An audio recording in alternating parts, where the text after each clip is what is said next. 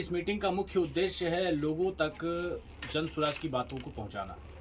जैसे कि 2 तारीख से शुरू होने वाली इस अभियान का श्री गणेश 2 तारीख को हुआ था और वो 11 तारीख तक चला था। 10 दिन में हम लोगों ने ये पाया कि कुछ लोग जहाँ पर जिस पंचायत में जन स्वराज की बातें अभी तक नहीं पहुँच पाई है, वहाँ हम लोगों ने इस मीटिंग के माध्यम से गांव-गांव पंचायत स्तर पर इस मीटिंग को पहुँचाया और जन स्वराज की 5 चीज़ों कि प्रशांत जी के मूलभूत सिद्धांत हैं, जो 5 चीज़ जन स्वराज आएगा 5 चीज़ हो जाएगा, वो हम लोग शुरू से इस चीज़ को हर जगह बताते आ रहे हैं।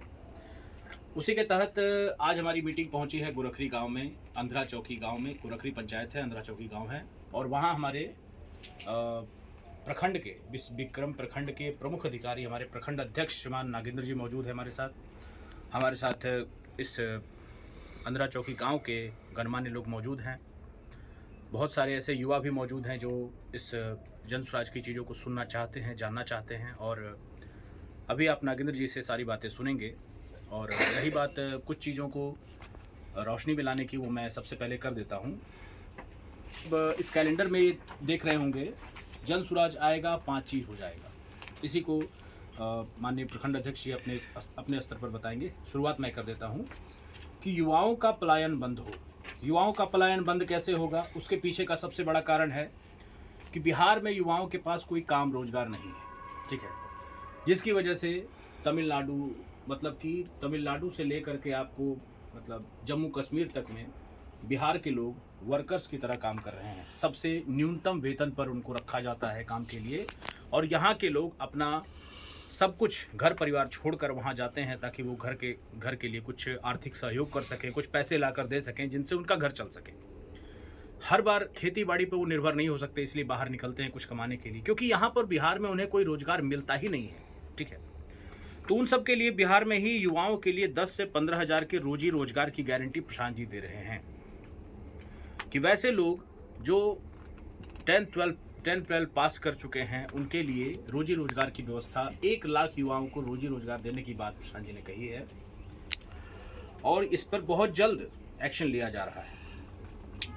दूसरा है, बुजुर्गों को प्रति माह 2,000 रुपये पेंशन मिलेंगे। जो लोग 60 साल से ऊपर है, कहीं ना कहीं जिनके पास कोई कमाई का साधन नहीं है, कोई आय का साधन नहीं है, लगभग हर परिवार में उन्हें तिरस्कार की दृष्टि से देखा जाता है। जो आदमी कमा के नहीं दे सकता, उनका आदमी घर में किसी काम का नहीं रह जाता है। खासकर बूढ़े लोग, चाहे वो बूढ़ी माता बहन हो या फिर बूढ़े पिता स्वरूप जो भी लोग हों, तो उन्हें 2,000 रुपये मासिक पेंशन की व्यवस्था की गई है ताकि कम से कम वो अपना आत्म स्वाभिमान बचा सकें और अपने पैसे पर उन्हें पूरा अधिकार मिले, ठीक है। उसके लिए यही है कि 60 वर्ष से ऊपर के हर महिला पुरुष को प्रतिमाह 2,000 रुपये पेंशन की व्यवस्था प्रशांत जी की तरफ से की गई है। हमारी सरकार आएगी, ये चीज़ें आपको मिल जाएगी। महिलाओं को सस्ता ऋण, जो भी महिलाएं रोजगार करना चाहती है, जो भी महिलाएं किसी तरह का अपना व्यवसाय करना चाहती है, चाहे वो गृह उद्योग हो, चाहे छोटे तरह का व्यापार हो, जैसे अचार का व्यापार हो गया, बांस की कुछ टोकरियाँ वगैरह बनती है, उसका व्यापार है, उसके लिए क्या चाहिए? पैसा। उसके लिए चाहिए लोन। जो बैंकों में या फिर जीविका से आप लोन उठाते हैं, उसमें आपको कितना % देना पड़ता है? इंटरेस्ट के तौर पे कितना देना पड़ता है? जीविका में से 1 रुपया, 1 रुपया, ठीक है। और यहाँ पर प्रशांत जी ने जो कहा है उसमें कि सरकारी गारंटी पर महिलाओं को व्यवसाय करने के लिए 4% सालाना ब्याज लिया जाएगा आपसे। मतलब कि 1 महीने में आपका कितना लगा? 0.25%, ठीक है। मतलब अगर 100 रुपया आप लोन लेते हैं तो आपको कितना देना पड़ेगा? 4 रुपया। 1 महीने का 4 रुपया देना पड़ा, तो साल भर में कितना हो गया? अगर आप साल भर में 4% के हिसाब से देखते हैं तो आपको हो जाएगा 48 रुपया, ठीक है ना। तो 1 महीने में आप मतलब 100 रुपये पे आपको है ना। तो सबसे सस्ता ऋण की बात अभी तक प्रशांत जी कर चुके हैं। उसके बाद है बच्चों के लिए विश्वस्तरीय शिक्षा। 15 वर्ष के हर गरीब बच्चे के लिए मुफ्त बेहतर शिक्षा की व्यवस्था होगी। जो बच्चे सरकारी विद्यालयों में खिचड़ी के लोभ में जाते हैं, कुछ खाने के लोभ में जाते हैं, वहाँ ना पढ़ाई मिलती है ना कुछ, उन्हें बस ये है कि मेरा पेट मतलब कि भर जाए। गरीब आदमी यही करता है, जाहिर सी बात है। तो उस तरह में हर गरीब बच्चे के लिए 15 साल तक, मतलब कि लगभग 14 साल में ये मान लिया जाता है कि बच्चा मैट्रिक पास हो जाएगा, ठीक है। तो मुफ्त बेहतर शिक्षा की व्यवस्था प्रशांत जी कर रहे हैं आप सबके लिए। उसके बाद है किसानों को खेती से बेहतर कमाई। यहाँ पर लगभग 2-4 लोग होंगे जो खुद से किसानी करते होंगे। हाँ।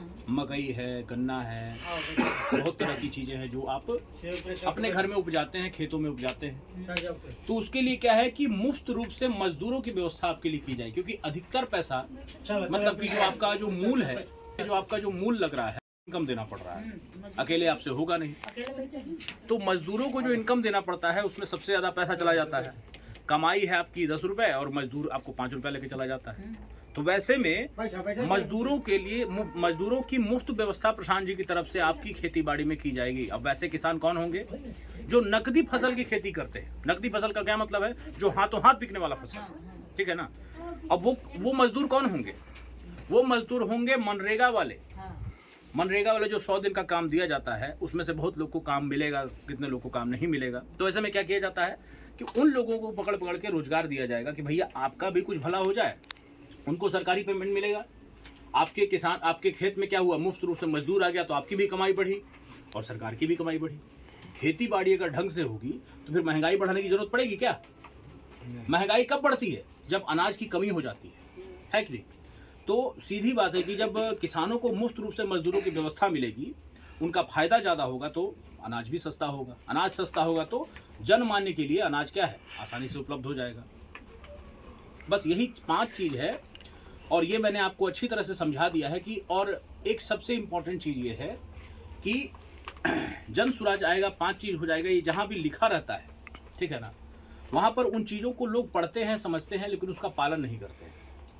जब वोट डालने की बारी आई तो देखिए अपना जात कौन है, जात देख करके आप लोगों ने वोट डाल दिया।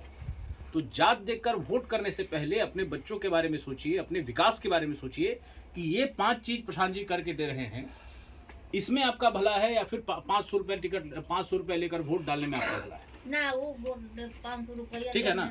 तो उस पर आपका विचार होना चाहिए, ठीक है ना, उस पर आपका विचार होना चाहिए। और जो नेता हमारे साथ हैं, हमारे प्रखंड अध्यक्ष हमारे साथ हैं, ये आपको सारी बातें बताएंगे, ठीक है ना। इन्हीं के बारे में वो अच्छे तरीके से आपको डिटेल करेंगे कि कैसे आपको काम करना है, और इस बारे में ये आपको बेहतर समझा सकते। माताओं, बहनों और बुजुर्गों को मेरा प्रणाम। अभी हमारे उज्जवल जी जन स्वराज के बारे में सारी बात बता चुके हैं। इस पर थोड़ा हम लोगों को ध्यान देने की ज़रूरत है, सोचने की ज़रूरत है और समझने की ज़रूरी है। लोभ और माया से ऊपर उठकर अपने परिवार, बाल बच्चे, घर, समाज के बारे में सोचकर ही आने वाला विधानसभा में वोट करें, मेरे तरफ से अपील है। और अपना भविष्य सुनहरा बनाने के चक्कर में रहें, न 500 रुपया के फेर में रहें, न सामाजिक परिवेश के फेर में रहें।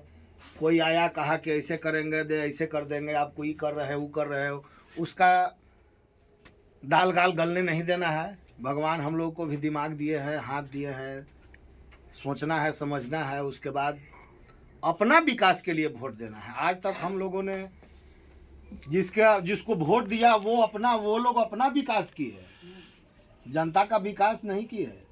इस बार हम लोग जनता के विकास के लिए वोट करेंगे।